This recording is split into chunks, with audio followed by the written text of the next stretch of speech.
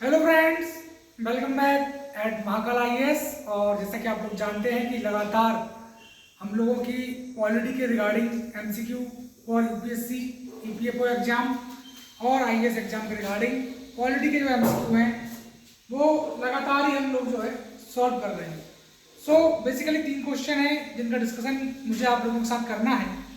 सो मैं डिस्कस करता हूँ। अभी जस्ट कुछ देर पहले एक वीडियो मैंने रिकॉर्ड किया है जिसमें 3 एमसीक्यू डिस्कस किए हैं और फिर से हम लोग जो है नेक्स्ट 3 एमसीक्यू डिस्कस कर रहे हैं। सो यूपीएससी पॉलिटी, ईपीएफओ और आईएएस प्रीलिम्स एग्जाम दोनों के लिए बहुत मोस्ट इंपोर्टेंट एमसीक्यू हैं जो भी करंट अफेयर से और स्टैटिक दोनों से मिक्स करके हम क्वेश्चन यहाँ पर फ्रेम कर रहे हैं। और इस बात की 99.99% गारंटी है कि इन क्वेश्चंस में ही कोई ना कोई क्वेश्चन जो है आप देखेंगे 30 नवंबर को ईपीएफओ एग्जाम में। तो पहला क्वेश्चन डिस्कस करता हूँ आपके साथ कि consider the following statement regarding right to information amendment act 2019। जो राइट टू इंफॉर्मेशन है, आप जानते हैं कि उसके 2005 में जब एक्ट हुआ था, अभी तक 20 ईयर कंप्लीट हो गए। सो 20 ईयर कंप्लीट हो गए हैं तो आप लोग जानते हैं कि यूपीएससी के लिए कितना इंपॉर्टेंट टॉपिक है राइट टू इंफॉर्मेशन। इसके बारे में आप बहुत अच्छे से और पढ़ें, रिसर्च करें। और जब भी 20 साल, 30 साल, 100 साल, 50 साल किसी भी प्रोग्राम को, किसी भी इनिशिएटिव को कंप्लीट होते हैं तो यूपीएससी की टेंडेंसी रही है कि कोई फ्रीडम स्ट्रगल का मूवमेंट है, उसको 100 साल कंप्लीट हो गए तो वहाँ से वो क्वेश्चन पूछते ही पूछता है। तो राइट टू इन्फॉर्मेशन के भी टोटल 20 ईयर्स कंप्लीट हो गए हैं, नीति आयोग के भी 10 ईयर कंप्लीट हो गए। तो एक मोस्ट इंपॉर्टेंट टॉपिक है, आज क्वेश्चन आया ही आएगा। तो पहला है कि consider following statement regarding right to information amendment act 2019। Right to information amendment act 2019 से रिगार्डिंग हमको स्टेटमेंट दिए गए हैं। पहला स्टेटमेंट है provide for chief information commissioner and information commissioner hold office for term at prescribed by state government before this amendment term of 65 year 5 year. तो आपको सोचना है इस पर, आप सोचें, विचार करें। दूसरा स्टेटमेंट है salary allowance and other condition of Chief Information Commissioner and Information Commissioner of Center State shall be such as prescribed by State Government। इस स्टेटमेंट पर विचार करेंगे आप। तीसरा स्टेटमेंट है कि जो आपका सेंट्रल इंफॉर्मेशन कमिश्नर है वो एक कॉन्स्टिट्यूशनल बॉडी है जो कंसिस्ट करती है central information commissioner and not more than 10 information commissioner appoint by president on recommendation of committee consist of prime minister as chairperson, leader of opposition in Lok Sabha and union cabinet minister nominated by prime minister, and also central information commissioner is eligible for reappointment। तो इस पर भी आप विचार करेंगे। मैं 1 minute का pause ले रहा हूँ, आप सोच लें अच्छे से क्या कौन से स्टेटमेंट सही है, कौन कौन से गलत है, फिर हम डिस्कस करते हैं।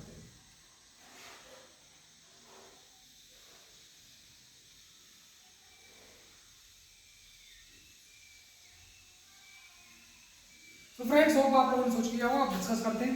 देखो, पहला स्टेटमेंट जो बोल रहा है right to information amendment act 2019 के रिगार्डिंग कि ये प्रोवाइड करता है चीफ इंफॉर्मेशन कमिश्नर और इंफॉर्मेशन कमिश्नर के लिए जो होल्ड करेंगे office for term at prescribed by state government. State government नहीं, ये सेंट्रल गवर्नमेंट। सेंट्रल गवर्नमेंट ने क्या किया था, right to information amendment act 2019 के तहत जो आपके चीफ इंफॉर्मेशन कमिश्नर होंगे और जो इंफॉर्मेशन कमिश्नर होंगे ये होल्ड करेंगे office for term as prescribed by central government. तो सेंट्रल गवर्नमेंट ये प्रोविजन लाया आरटीआई अमेंडमेंट एक्ट करके 2019 में।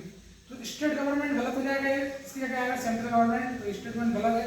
इस अमेंडमेंट के पहले टर्म 65 ईयर या 5 ईयर थी, मतलब या तो 65 ईयर की एज हो या मैक्सिमम या 5 साल तक जो है वो होल्ड करेंगे ऑफिस। तो ये बात तो सही है, मतलब ये वाला जो बाद में जो लिखा है वो बात सही है, लेकिन ये बात गलत हो गई क्योंकि यहाँ स्टेट गवर्नमेंट की जगह सेंट्रल गवर्नमेंट आएगा, राइट। तो पहला स्टेटमेंट गलत है। सेकंड स्टेटमेंट है salary allowance and other condition of chief information commissioner of central state shall be such as prescribed by state government. तो स्टेटमेंट भी गलत हो गया। क्यों? क्योंकि जो सैलरी अलाउंस है, जो भी कंडीशन है सीआईसी की, वो डिटरमाइन की जाएगी सेंट्रल गवर्नमेंट के द्वारा, ना कि स्टेट गवर्नमेंट के द्वारा। और पहले तो ऐसा था कि भाई जो चीफ इंफॉर्मेशन कमिश्नर है उसकी सैलरी इक्वल है किसके, चीफ इलेक्शन कमिश्नर के बराबर। और जो इंफॉर्मेशन कमिश्नर है उसकी सैलरी किसके बराबर है, इलेक्शन कमिश्नर के बराबर, ठीक है। तीसरा स्टेटमेंट है कि जो सेंट्रल इंफॉर्मेशन कमिश्नर है वो एक कॉन्स्टिट्यूशनल बॉडी है, तो यही बात गलत हो जाती है क्योंकि सेंट्रल इंफॉर्मेशन कमिश्नर एक कॉन्स्टिट्यूशनल बॉडी है ही नहीं। सेंट्रल इंफॉर्मेशन कमीशन एक कॉन्स्टिट्यूशनल बॉडी है ही नहीं, ये नॉन कॉन्स्टिट्यूशनल बॉडी है। हाँ, ये बात सही है कि CIC कंसिस्ट करती है central information commissioner and not more than 10 information commissioner जो अपॉइंट होते हैं राष्ट्रपति के द्वारा। इसकी रिकमेंडेशन पर एक कमेटी होती है प्रॉपर, इसके प्राइम मिनिस्टर चेयरपर्सन होते हैं, लीडर ऑफ अपोजिशन है उस लोकसभा के वो भी है इसके मेंबर, और यूनियन कैबिनेट मिनिस्टर जो नॉमिनेट होते हैं प्राइम मिनिस्टर के द्वारा, राइट, वो भी इसके मेंबर है। और रीअपॉइंटमेंट के लिए क्या है, एलिजिबल है, तो एलिजिबल नहीं है रीअपॉइंटमेंट के लिए, राइट, इसको आप ध्यान रखें। फिर सेकंड क्वेश्चन की हम बात करते हैं, consider following statement with respect to vice president of India. तो आप लोग जानते हैं जगदीप धनखड़ जो हमारे वाइस प्रेसिडेंट रह चुके हैं, तो उन्होंने हेल्थ के ग्राउंड पर रेजोल्यूशन दिया है, तो वाइस प्रेसिडेंट का रेजोल्यूशन हुआ है और अब नए वाइस प्रेसिडेंट इलेक्ट हो चुके हैं। सो इस पर 100% आने की संभावना है कि वाइस प्रेसिडेंट को लेकर क्वेश्चन पूछा जाएगा। तो पहला स्टेटमेंट क्या है मैं बताता हूँ आपको कि former vice president Jagdeep Dhankhar is fourth vice president in Indian history to step down before completing term, यानी अपनी टर्म को कंप्लीट करने के पहले ही उन्होंने रेजोल्यूशन दे दिया। इस तरीके से जो वाइस प्रेसिडेंट है जगदीप धनखड़ फोर्थ नंबर के वाइस प्रेसिडेंट बन चुके हैं। ये सही है या गलत है आपको सोचना है। दूसरा स्टेटमेंट है कि constitution provide for acting vice president comma for in vice president absence deputy chairman of Rajya Sabha will preside. अगर आपके वाइस प्रेसिडेंट नहीं है तो डेप्यूटी चेयरमैन प्रिसाइड करेंगे, इस पर भी आप विचार करें। तीसरा स्टेटमेंट है कि election of next vice president to be held within 90 days of expiry of outgoing vice president. एक आउटगोइंग वाइस प्रेसिडेंट के बाद अगला जो वाइस प्रेसिडेंट है उसका इलेक्शन 90 दिन के अंदर अंदर हो जाना चाहिए, इस पर भी आप विचार करें, सही है गलत।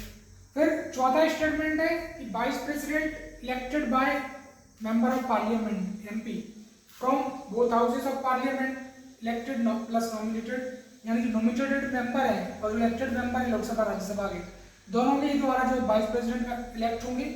और एंड MLA जो स्टेट लेजिस्लेटिव असेंबली के MLA हैं वो भी पार्टिसिपेट करेंगे इसके इलेक्शन में।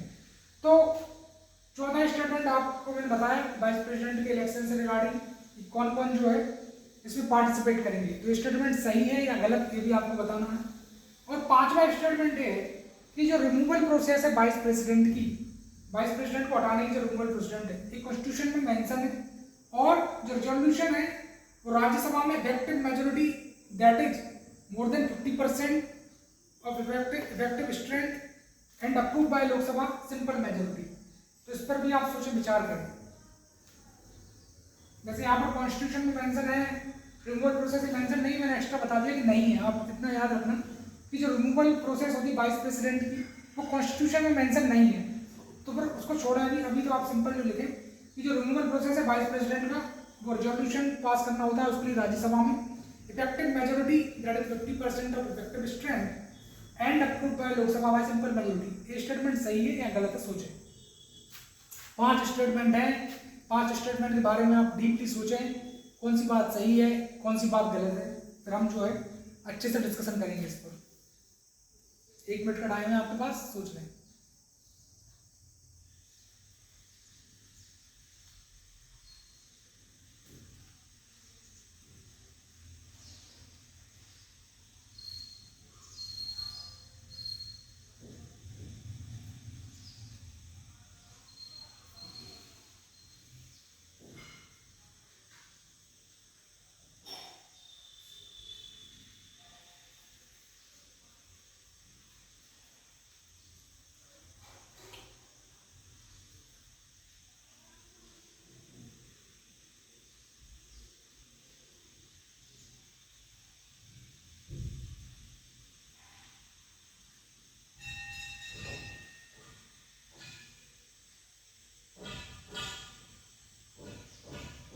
चलो फिर आप लोगों ने सोच लिया होगा इसका आंसर, अब डिस्कस करते हैं। देखो, following consider the following statement with respect to vice president of India. पहला है कि जो former vice president Jagdeep Dhankhar जिन्होंने अभी रेजिग्नेशन दिया है हेल्थ के ग्राउंड पर, तो वो 4th वाइस प्रेसिडेंट है। स्टेटमेंट यही हो जाता है गलत। क्यों? क्योंकि वो थर्ड वाइस प्रेसिडेंट है, तीसरे नंबर के उपराष्ट्रपति हैं जिन्होंने ऐसा करा है कि मिड टर्म में उन्होंने रेजोल्यूशन दिया है। तो और दो कौन कौन है, एक आपके वीवी गिरी साहब है और एक है आपके आर वेंकट रमन। तो वीवी गिरी और आर वेंकट रमन के बाद, उन दोनों के बाद जो वाइस प्रेसिडेंट जगदीप धांकर है, वो तीसरे नंबर के वाइस प्रेसिडेंट उपराष्ट्रपति हैं जिन्होंने मिड टर्म में जो है रेजोल्यूशन दे दिया। तो इसलिए स्टेटमेंट गलत हो गया क्योंकि यहाँ फोर्थ मेंशन है, इसकी जगह थर्ड आना चाहिए, ये गलत है। दूसरा, constitution provide for acting vice president. Constitution एक एक्टिंग वाइस प्रेसिडेंट के लिए बात करता है, तो एक्टिंग वाइस प्रेसिडेंट जैसे कोई भी टर्म कॉन्स्टिट्यूशन में मेंशन नहीं है, तो इसलिए ये स्टेटमेंट भी गलत हो जाता है।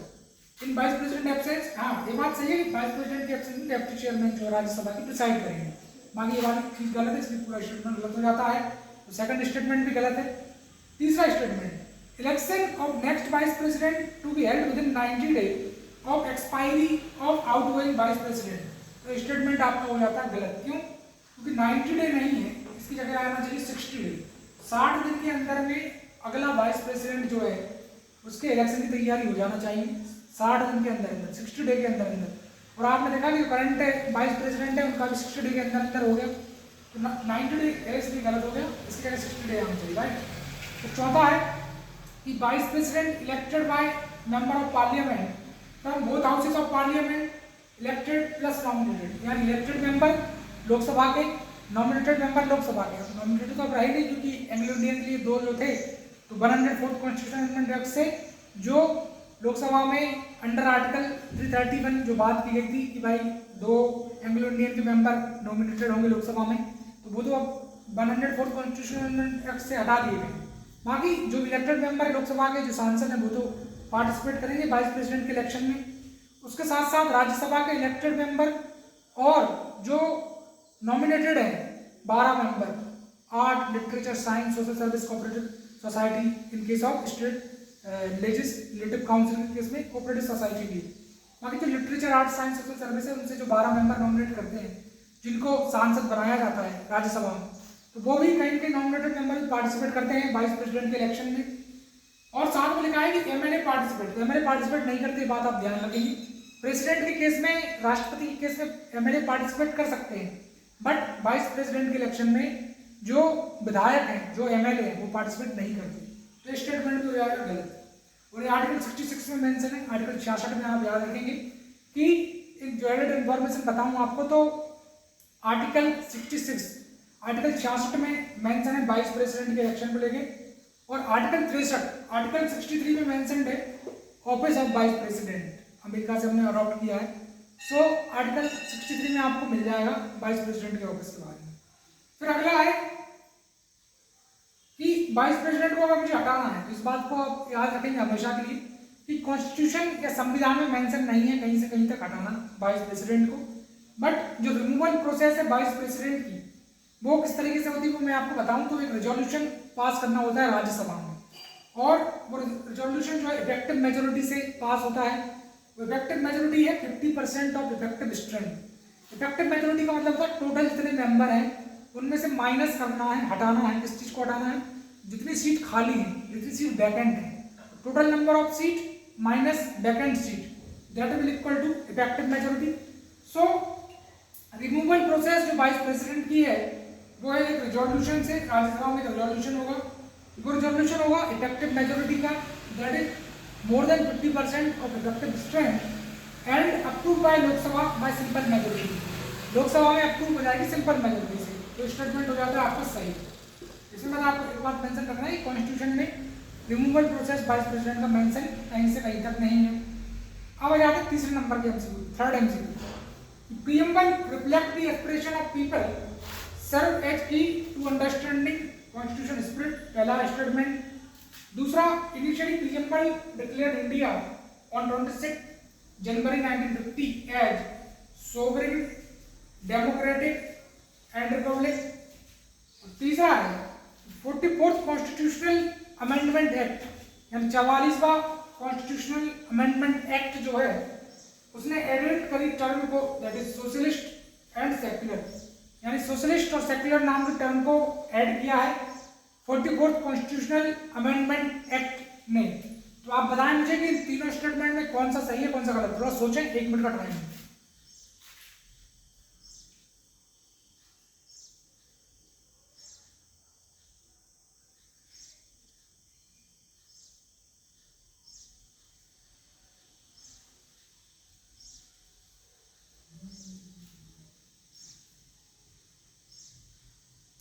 होप आप लोगों ने सोच लिया होगा इसका आंसर। देखो पहला स्टेटमेंट डिस्कस करते हैं।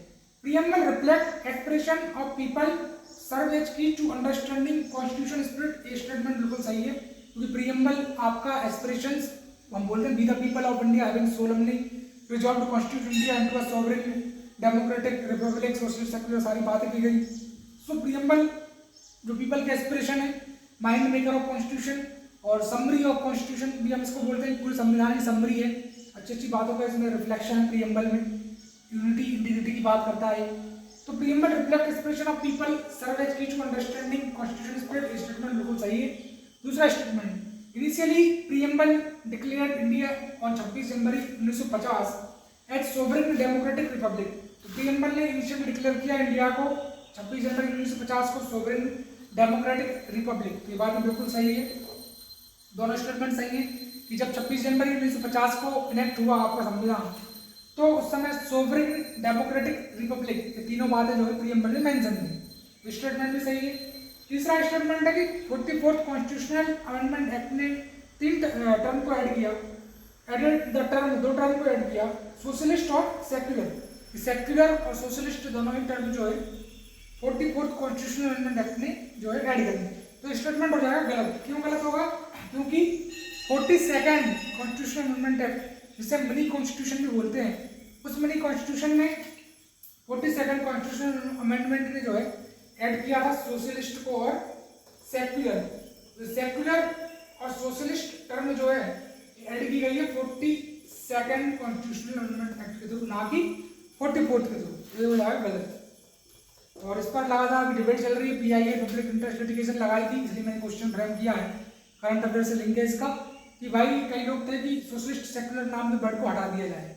इस बात का जिक्र था क्योंकि नेशनल इमरजेंसी के दौरान ही इनको ऐड किया था, बट सुप्रीम कोर्ट ने पूरी तरीके से मना कर दिया। और सुप्रीम कोर्ट ने बोला कि कहीं से बेसिक स्ट्रक्चर का हनन नहीं हो रहा और बेसिक स्ट्रक्चर के इंपॉर्टेंट पार्ट है दोनों ही, और सुप्रीम कोर्ट ने पीआईए ने इसको खारिज कर दिया। सो होप कि आपको पसंद आया होगा ये लेक्चर, और तीनों एमसीक्यू बहुत मोस्ट इंपॉर्टेंट है। लगातार हम सेशन आप लोगों के लिए आते रहेंगे, हो सका तो इवनिंग में 3 एमसीक्यू और ले आएंगे या फिर कल ले आएंगे। तो 6 एमसीक्यू ये हो गए आपके, राइट। बोर्ड की जगह इतनी, इसलिए 3 ही एमसीक्यू हम डिस्कस कर पा रहे हैं, डिजिटल बोर्ड अभी हमारे पास है नहीं। हर बार की तरह इस बार भी आपसे वही रिक्वेस्ट रहेगी सर मेरी कि भाई ज़्यादा से ज़्यादा लाइक करें, शेयर करें, सब्सक्राइब करें, क्योंकि ये मोस्ट इंपॉर्टेंट एमसीक्यू हैं और आने वाले वीडियो भी आपको मिलते रहें, इसलिए नोटिफिकेशन ऑन रखें, सब्सक्राइब जरूर कर लें, हम्बल रिक्वेस्ट है। बार बार मैं आपसे बोल रहा हूँ कि हमारी बहुत छोटी सी फैमिली है, 283, सिर्फ 283 सब्सक्राइबर हैं, जबकि मेहनत बहुत हो रही है हमारी। ऑलरेडी 336-346 वीडियो में रिकॉर्ड कर चुका हूँ। तो आप लोग मेहनत को कहना चाहिए कि भाई मोटिवेशन के लिए सब्सक्राइब जरूर करें, और एक आप लोगों की तरफ से भी एफर्ट्स चाहिए कि आप चैनल को ज़्यादा प्यार दें, लब दें। जितनी मेहनत हम कर रहे हैं वो भाई कहीं सक्सेस में कन्वर्ट हो, और सब्सक्राइबर भी हमारे बढ़े, लाइक शेयर कर दें आप दबा के। फेसबुक, इंस्टाग्राम, ट्विटर, जो भी आपके फ्रेंड सर्कल है, सब जगह जो है इन एमसीक्यू को पहुंचाएं, सो दैट कि ज़्यादा से ज़्यादा लोगों का फायदा हो सके। So thank you very much. मिलूंगा मैं आपको जल्दी एक नए नेक्स्ट सेशन में। Thank you.